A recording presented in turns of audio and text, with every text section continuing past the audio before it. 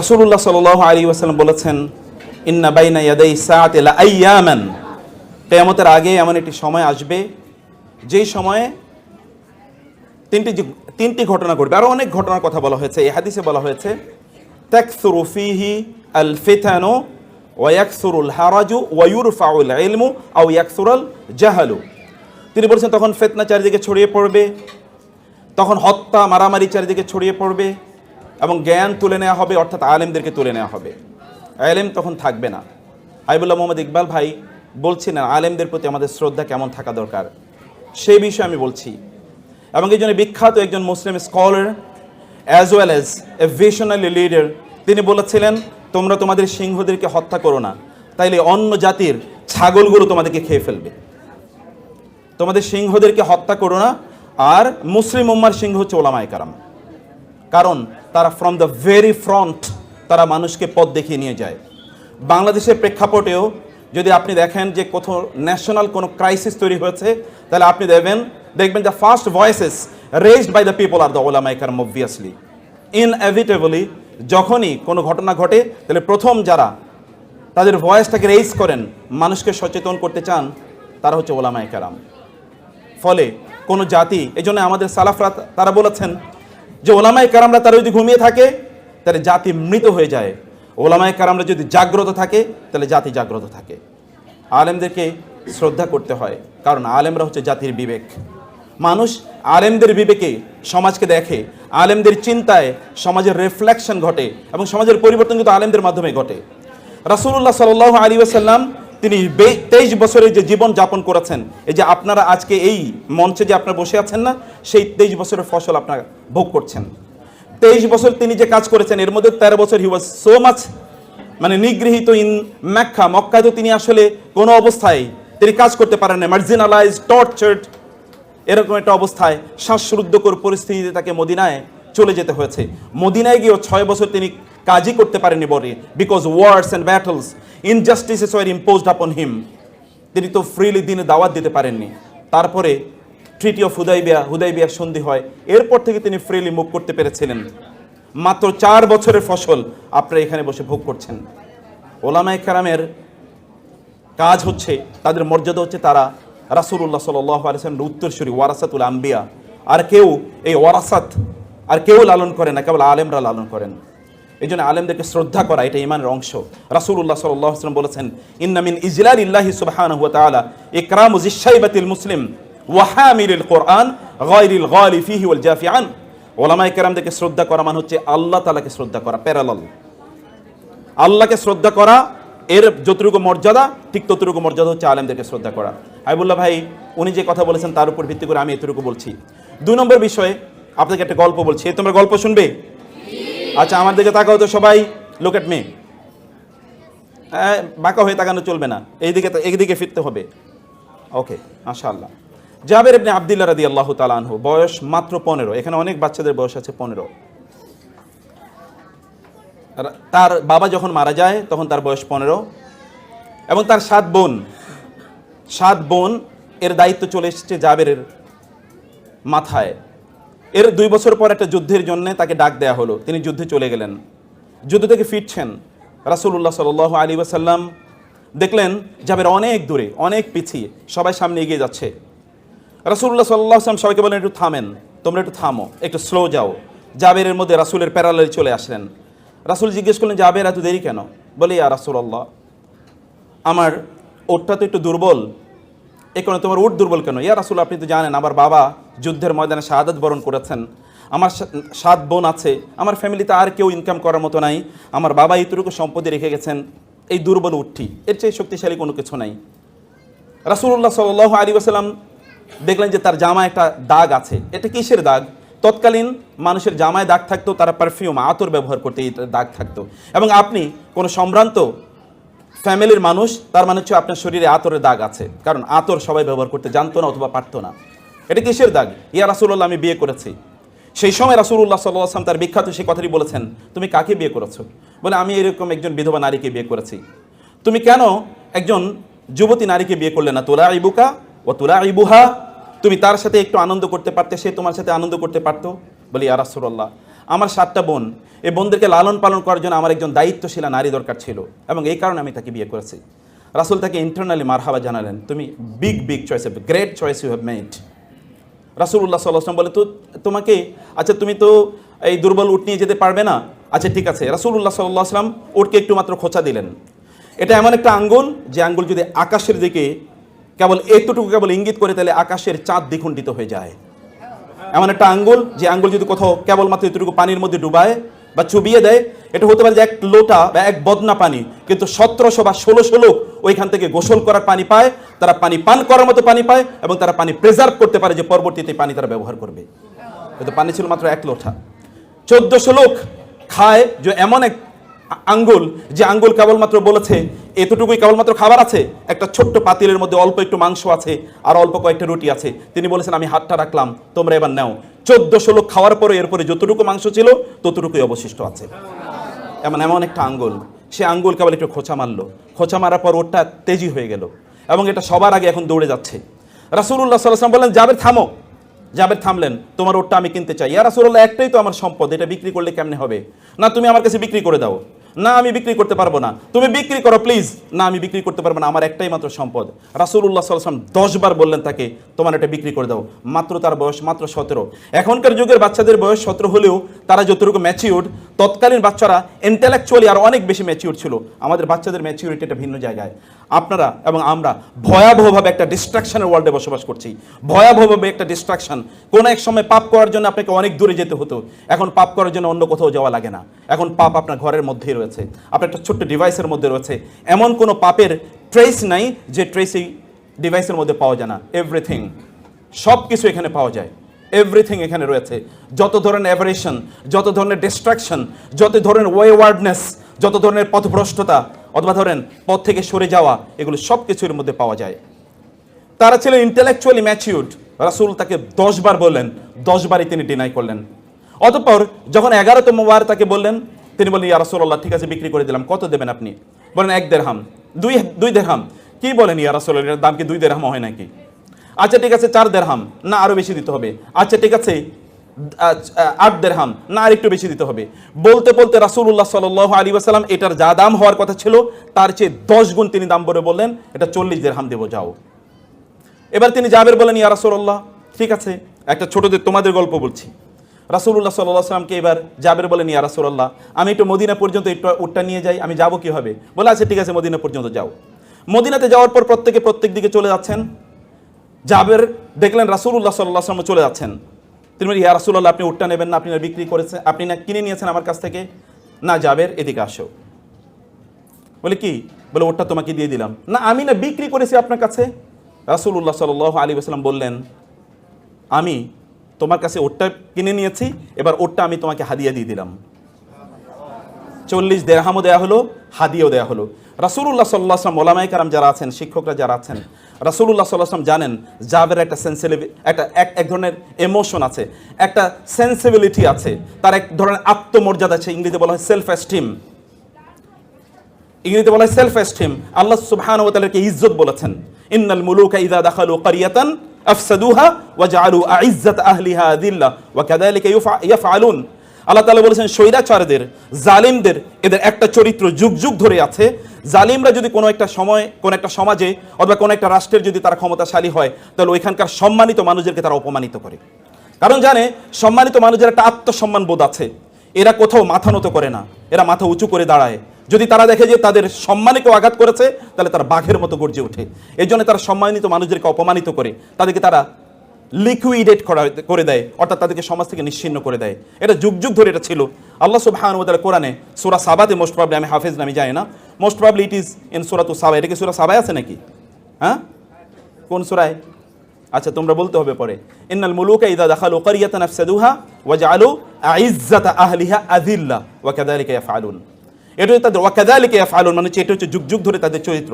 ফাইলে মুদারি, ফাইলে মুদারির মধ্যে একটা ইস্তেমরারির একটি অর্থ রয়েছে, মানে এটা সব সময় চলে। এটা আল হুদুস, এখন ঘটে, আবার অন্য সময় এটা আত তাহাদ্দুস, মানে বারবার এটা ঘটে, এরকম একটা সম্ভাবনা ফাইলে মুদারির মধ্যে রয়েছে।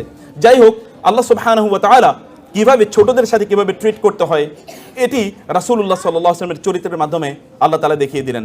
আমি আপনাদেরকে বলবো, আপনাদের বাচ্চাদের সাথে সম্মানজনকভাবে রেসপেক্টফুলি তাদের সাথে আচরণ করুন। রাসূল এমনি তাকে সাদাকে করে দিতে পারতেন, কিন্তু এতে জাবের আত্মসম্মানে আঘাত লাগতো।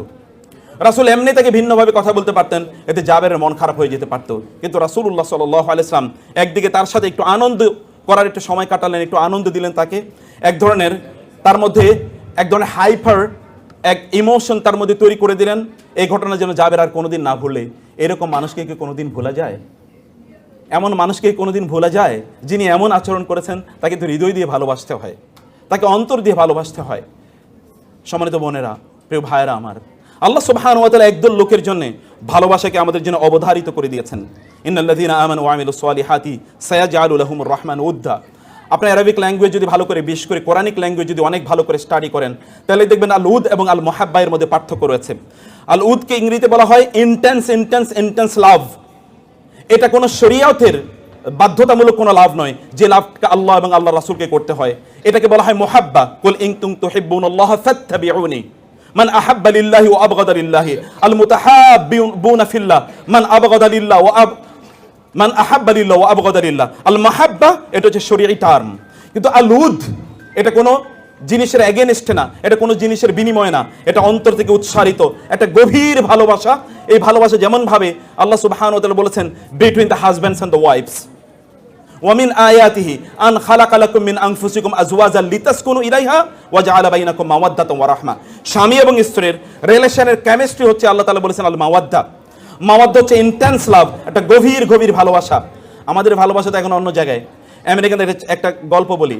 আমেরিকানরা তাদের স্ত্রীদের চেয়ে বেশি ভালোবাসে তাদের কলিগদেরকে, অথবা তাদের সেক্রেটারি, কোম্পানির যে সেক্রেটারি, এরকম একটা মেয়ে, ওই মেয়েকে স্ত্রীর চেয়ে বেশি ভালোবাসে। ইউরোপিয়ানরা তাদের স্ত্রীদের চেয়ে তাদের বেশি ভালোবাসা হচ্ছে তাদের ওই রাস্তাঘাটে যে সকল মেয়েরা আছে তাদেরকে। আরবরা তাদের স্ত্রী আছে, তাদের স্ত্রীর চেয়ে তারা বেশি ভালোবাসে উটদেরকে। আর বাংলাদেশি লোকেরা তাদের স্ত্রীর চেয়ে তাদের বেশি ভালোবাসা হলো বারবারই কেবল মায়ের কথা, কেবল বোনের কথা, কেবল খালার কথা, মামির কথা, ইত্তকার, কিন্তু স্ত্রীর কথা বলে না। আই লাভ ইউ এটা স্ত্রীকে বলতে পারে না, অথচ এটা কিন্তু আই লাভ ইউ স্ত্রীকে বলতে হয়। আল্লাহ তাআলা বলেছেন ওয়া জাআলা বাইনাকুম মাওয়াদ্দাতান ওয়া রাহমা। মায়েরা যারা আছেন অন্য কথা অন্যদিকে নেবেন না, আমি এমনি একটা গল্পের জন্য বললাম আর কি। যাই হোক, এরকম একটা ইন্টেন্স লাভ থাকতে হয়।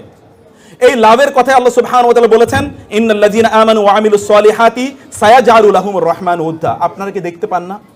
আপনি যদি চোখ মেলে একবার তাকান, তাইলে দেখবেন যারা ঈমান এনেছিল, যারা আমলে সালেহ করেছে, আল্লাহ সুবহানাহু ওয়া তাআলা সায়াজআলু, সিন এটা কিন্তু সামটাইমস এটা তাওকীদের জন্য ব্যবহৃত হয়, এটা কেবলমাত্র ফিউচারের জন্য ব্যবহৃত হয় না কোরআনে। কখনো কখনো সিন এটা তাওকীদের জন্য, তাকিদের জন্য, স্ট্রেস এন্ড এমফাসাইজ এর জন্য ব্যবহৃত হয়। সায়াজআলু, আল্লাহ উইল শিওরলি। এন্ড ইয়াজআলু শব্দটি জাআলা ইয়াজআলু কোরআনে অনেক অর্থে ব্যবহৃত হয়। তোর মধ্যে একটা হচ্ছে রিপ্লেসমেন্ট, একটা রিপ্লেসমেন্ট। যেমন ইন্নী জাইলুন ফিল আরদি খলিফা, আমি জমিনে একজন প্রতিনিধিকে রিপ্লেস করতে যাচ্ছি, কারণ এর আগে জিন ছিল, জিনের পরিবর্তে আমি একটা নতুন রিপ্লেসমেন্ট এখানে করছি।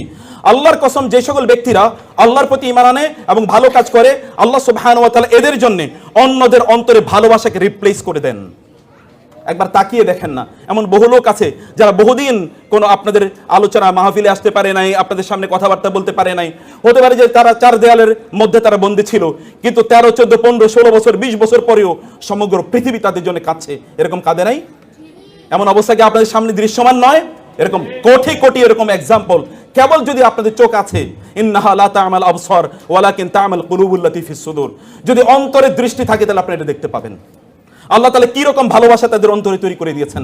আমি জানি এরকম লক্ষ লক্ষ মানুষের কথা, যে সকল লক্ষ লক্ষ মানুষরা এরকম ব্যক্তিদের জন্য সেজদায় গিয়ে কাঁদে, অথবা তারা এমন জায়গায় গিয়ে কাঁদে যেখানে দোয়া কবুল হবেই, দোয়া কবুলের গ্যারান্টি দেওয়া হয়েছে, এমন জায়গায় গিয়ে কাঁদে। আপনাদের সন্তানদেরকে যদি আপনারা এরকম একটা জায়গায় নিয়ে যেতে চান যাদের জন্য লোকেরা কাঁদবে, ফামা বাকাত আলাইহিমুস সামাউ ওয়াল আরদু ওয়া মা কানু মুনজারিন, এমন বহু লোক আছে তারা যখন মারা যায় তখন আসমান এবং জমিন তাদের জন্য কেঁদে ওঠে। এমন বহু লোক আছে, সাদ ইবনে মুআয রাদিয়াল্লাহু তাআলা আনহু যখন মারা গিয়েছেন, ইহতাযাল্লাহু আরশুর রহমান, আল্লাহ সুবহানাহু ওয়া তাআলা আরশ পর্যন্ত কেঁপে উঠেছিল সাদ ইবনে মুআয রাদিয়াল্লাহু তাআলা আনহুর জন্য। আরশ কেঁপে ওঠার অর্থ আমি জানি না, কারণ এটার কোনো এক্সপ্লেনেশন না আল্লাহ দিয়েছেন না আল্লাহ রাসূল দিয়েছেন, কিন্তু আরশ কেঁপে ওঠার কথা তো রাসূলুল্লাহ সাল্লাল্লাহু আলাইহি ওয়াসাল্লাম বলেছেন, এবং মুতাওয়াতির পর্যায়ে বর্ণনা। এই বর্ণনার মধ্যে কোনো সন্দেহ নাই, এরকম অনেক অনেক ঘটনা ঘটে। আল্লাহ সুবহানাহু ওয়া তাআলা এমন কিছু মানুষকে তৈরি করে দেন যারা আল্লাহর জন্য তাদের জীবনকে নিবেদিত করে দিয়েছিল, আল্লাহ সুবহানাহু ওয়া তাআলা অন্যদের অন্তর থেকে অন্য সকল জিনিসের ভালোবাসা দূর করে দিয়ে এই সকল ব্যক্তিদের ভালোবাসা তাদের অন্তরে তৈরি করে দেন। সায়াজআলু লাহুমুর রহমান উদ্দা। আর এই ভালোবাসা আল্লাহ তাআলা বলেছেন নট মুহাব্বা, তিনি বলেছেন উদ্দা। উদ্দা মানে হচ্ছে, হতে পারে যে এই ব্যক্তি আপনাকে কোনোদিন পছন্দ করে না অথবা আপনার আদর্শকে পছন্দ করে না, কিন্তু তিনি আপনার জন্য চোখের পানি ফেলবেন, তিনি আপনার কথা বলবেন, তিনি আপনাকে স্যালুট করবেন, তিনি আপনাকে শ্রদ্ধা করবেন। এমন বহু লোক যারা হতে পারে যে আদর্শিকভাবে আপনাকে প্রচন্ডভাবে তারা ঘৃণা করে, কিন্তু আপনার ভালোবাসা তার অন্তরে আল্লাহ তাআলা এমন ভাবে তৈরি করে দিয়েছেন, সে আপনাকে শ্রদ্ধা করা ছাড়া কোনো উপায় নাই, in public or in private. সম্মানিত ভাইরা, 3 নম্বর বোনেরা, 3 নম্বর যে বিষয়টা আমি বলতে চাই, আমি জানি না 15 মিনিট চলে গেছে কিনা, আমার ঘড়িটা কাজ করছে না। 3 নম্বর যে বিষয়টা আমি বলতে চাই, তাহলে আল্লাহ সুবহানাহু ওয়া তাআলা বলেছেন ইন্নাল্লাযীনা আমানু ওয়া আমিলুস, আল্লাহ সুবহানাহু ওয়া তাআলা বলেছেন ইন্নাল্লাযীনা ক্বালু রাব্বুনাল্লাহ সুম্মা ইসতাকামু তাতানাজ্জালু আলাইহিমুল মালাইকাতু আল্লা তাখাফু ওয়া লা তাহজানু ওয়া আবশিরু বিল জান্নাতি আল্লাতী কুনতুম তুআদুন। কোরআনের প্রত্যেকটা শব্দ যদি আমি বিশ্লেষণ করি তাহলে এটা অনেক সময় লাগবে। ইন্নাল্লাযীনা ক্বালু রাব্বুনাল্লাহ সুম্মা ইসতাকামু, আমি শুধু তাতানাজ্জালু শব্দটি বলি। তাতানাজ্জালু এটা বাবুত তাফাউল, এটা বাবুত তাফাউল, বাব তাফঈল, বাব ইফআল, অথবা যদি আমরা বলি বাব নাসারা অথবা দরাবা, যেটাকে আমরা মডার্ন ইংলিশ, মডার্ন অ্যারাবিক এটাতে বলি ফ্যামিলি নাম্বার 1, এটা হচ্ছে ফ্যামিলি নাম্বার 6। ফ্যামিলি নাম্বার 6-এ কোরআনে যত শব্দ এসেছে সবগুলো শব্দের মধ্যে কাসরাত রয়েছে। কাসরাত মানে অনেক বেশি, যেমন তানাজ্জালুল মালাইকাতু ওয়ার রূহু, তাতানাজ্জালু আলাইহিমুল মালাইকাতু। এখানে আলিফ লাম এটা কখনো কখনো লিল ইস্তিগরাক অথবা লিল কাসরা, একটা কমিউনিটিকে বোঝানোর জন্য ব্যবহৃত হয়। যেই সকল ব্যক্তিরা তারা ঈমান এনেছে, ঈমানের উপর তারা শুধুই ছিল, আল্লাহ সুবহানাহু ওয়া তাআলা বলেন এদের মৃত্যুর সময় বিশাল সংখ্যক ফেরেশতা তাদের উপর এসে নাজিল হয়, তাতানাজ্জালু আলাইহিমুল মালাইকা, এবং ফেরেশতারা এসে তাদেরকে বলে আল্লাহ তাখাফু ওয়া লা তাহজানু ওয়া আবশিরু বিল জান্নাহ। আল্লাহ তাখাফু, তাখাফু এবং তাহজানু, তোমাদের কোনো ভয় পাওয়ার কোনো কারণ নাই, অতীতের যা তোমরা করেছো এর জন্য কোনো ভয় পাওয়ার কোনো কারণ নাই। এমন অনেক মানুষ আছে যে সকল মানুষ অতীতে এমন কাজ করেছিল, মৃত্যুর ফেরেশতা যখন তার কাছে আসে তখন সে বলতে থাকে খবরদার আমার একটু একটা দিন সময় দাও, আরো একটা দিন বাঁচতে চাই, আরো একটা দিন থাকতে চাই। এটাকে বলে আল খাউফ। এবং দুই হচ্ছে আল হাজান অথবা আল হুজন। হুজন মানে হচ্ছে ভবিষ্যৎ সম্পর্কে আপনার টেনশন, আমি যা আকাম করছি অতীতে এটার জন্য জানি কি যেন হয়, ভবিষ্যতে যেন আল্লাহর সামনে গিয়ে কিভাবে দাঁড়াতে হয়। এইরকম একটা পরিস্থিতিতে ফেরেশতারা এসে তাদের কাছে বলে, আপনি হয়তো মা তার পাশে আপনি দাঁড়িয়ে কাঁদছেন, আপনি বাবা কাছে কাঁদছেন, আপনার সন্তানরা আপনার মৃত্যুর সময় কাঁদছে এবং আত্মীয়স্বজন কাঁদছে, কিন্তু আপনি হাসছেন। কেন হাসছেন জানেন? কেননা আপনি কিন্তু মৃত্যু অথবা মৃত্যুর দুয়ারে আপনি দাঁড়িয়ে আছেন, আপনি হাসছেন আর অন্যান্যরা কাঁদছে। কেন আপনি হাসেন জানেন? কারণ ফেরেশতারা এসে আপনাকে বলেছে লা তাখাফু ওয়া লা তাহজানু। 3 নম্বরে আপনার সামনে জান্নাত উপস্থাপন করা হয়েছে, ওয়া আবশিরু বিল জান্নাহ, এবং তাকে জান্নাতের সুসংবাদ দাও। নাহনু আউলিয়াউকুম ফিল হায়াতিদ দুনিয়া ওয়া ফিল আখিরাহ, তোমাদের বন্ধু ছিলাম আমরা দুনিয়াতে এবং আখিরাতেও তোমাদের বন্ধু আমরা। রাসূলুল্লাহ সাল্লাল্লাহু আলাইহি ওয়াসাল্লাম বললেন তুআদু আর রূহু ফি জাসাদিহি, ব্যক্তি যখন মারা যায় তখন তার রূহটা তার শরীরে ফিরিয়ে দেওয়া হয়, এবং তাকে তখন ফেরেশতারা এসে তাকে প্রশ্ন করে, 4টি প্রশ্ন করে, এবং চতুর্থ প্রশ্নটি 3টি প্রশ্ন আমরা সবাই মুখস্থ জানি। চতুর্থ এবং সহি হাদিস, এটা হাসান আল আরনাউত তিনি, সোহাইব আল আরনাউত তিনি বলেছেন হাদিসটি সহি। ইমাম আহমদ ইবনে হাম্বল তার মুসনাদে হাদিসটি বর্ণনা করেছেন। তিনি বলেছেন রাসূলুল্লাহ সাল্লাল্লাহু আলাইহি ওয়াসাল্লাম অতঃপর বললেন, ফেরেশতারা তাকে 4 নম্বর প্রশ্নই করবে, ওয়ামা ইলমুকা, কি ধরনের জ্ঞান অর্জন করেছো আপনাদের বাচ্চাদের ব্যাপারে, এই কথাটি কি জ্ঞান অর্জন করেছো? তখন সে বলবে ক্বারাআতুল কুরআনা ফাআমানতু বিহি ওয়া সাদ্দাকতু, আমি কোরআন তেলাওয়াত করেছিলাম, কোরআন পাঠ করেছিলাম, কোরআনের উপর ঈমান এনেছি এবং কোরআন যা বলেছে আমি তাকে সত্যায়ন করেছি, আমি তা নিজের জীবনে বাস্তবায়ন করেছি, সেটা প্রচার এবং প্রসার করেছি এবং তার উপর আমি বিশ্বাস স্থাপন করেছি, আমি এর কোনো অন্যথা করি নাই। তখন আসমান থেকে ফায়ুনাদি মুনাদিন ফিস সামা, তখন আসমান থেকে চিৎকার করে জানিয়ে দেওয়া হবে আন সাদাকা আবদি, আমার বান্দা সত্য বলেছে। এই কথা মহান আল্লাহ সুবহানাহু ওয়া তাআলা বলেন, আমার বান্দা যা বলেছে সত্য বলেছে।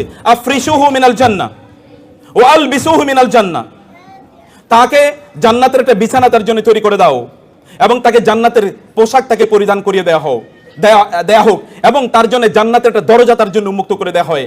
এই দরজা দিয়ে সে তখন জান্নাত দেখতে পায়। জান্নাতের রাওহিহি, কোরআনে হাদিসে এসে তারপরে তার কাছে আসে মির রাওহিহা ওয়া তুইবিহা, জান্নাতের সুগন্ধি এবং জান্নাতের যে সুরম্য অট্টালিকাগুলো এগুলো সে দেখতে পায়। এখানকার নেয়ামত তার কাছে আসতে থাকে। এইরকম একটা অবস্থা এই সকল ব্যক্তির জন্য তৈরি হয়। সম্মানিত ভাইয়েরা এবং বোনেরা, আপনারা যদি আপনাদের সন্তানদেরকে চান এরকম মানুষে তারা পরিণত হোক, পৃথিবী ব্যাপী আল্লাহ সুবহানাহু ওয়া তাআলা তাদের অন্যদের অন্তরে এদের ভালোবাসা তৈরি করে দেখ, এরা সফল হোক এবং এরা যখন আল্লাহ সুবহানাহু ওয়া তাআলার সামনে যখন যাবে তখন এরা এলিট হিসাবে, অ্যারিস্টোক্রেটিক হিসাবে, নোবেল হিসাবে সম্ভ্রান্ত মানুষের মতো তারা আল্লাহর সামনে দাঁড়াবে, অথবা আপনারা আল্লাহর সামনে দাঁড়াবেন, এরকম অবস্থায় তাহলে অবশ্যই আপনাদের নিজেদেরকে সিদ্ধান্ত নিতে হবে। 15 সেকেন্ডের ওই সময়ে আপনার সন্তানকে নিয়ে আপনি যা চিন্তা করেছিলেন না, সেটিকে নিয়ে আপনি ভাবুন, সেটিকে আপনি করতে থাকুন, সেই পথে আপনি অব্যাহতভাবে চলুন। আশা করছি তানজিমুল উম্মাহ সেই পথে আপনাদেরকে পরিচালিত করছে, এবং আল্লাহ সুবহানাহু ওয়া তাআলা এখানকার ম্যানেজমেন্টকে সেই তৌফিক দান করুন, আল্লাহুম্মা আমিন।